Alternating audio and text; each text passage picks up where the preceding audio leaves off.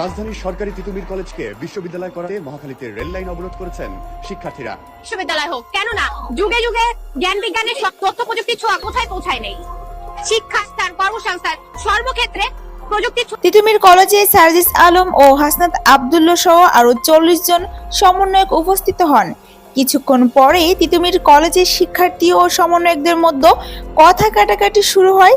এক পর্যায়ে মারধরের শিকার হন সার্জিস আলম ও হাসনাত আব্দুল্লাহ সহ 40 জন সমন্বয়ক। শেষ পর্যায়ে ঘটনাস্থল থেকে দ্রুত পালিয়ে যান সমন্বয়করা। ছাত্র জনতার হাতে গণধোলাই খেলেন সার্জিস আলম ও হাসনাত আব্দুল্লাহ। এছাড়াও অসংখ্য সমন্বয়করা।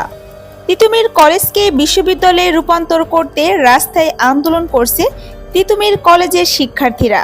গতকাল আন্দোলন চলাকালীন সময়ে রেলওয়ে বন্ধ করে দেয় তারা।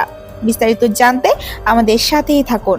তিতুমির কলেজের শিক্ষার্থীরা বলেন, আমাদের আন্দোলন চলবে যতক্ষণ না পর্যন্ত আমাদের দাবি পূরণ না করা হবে।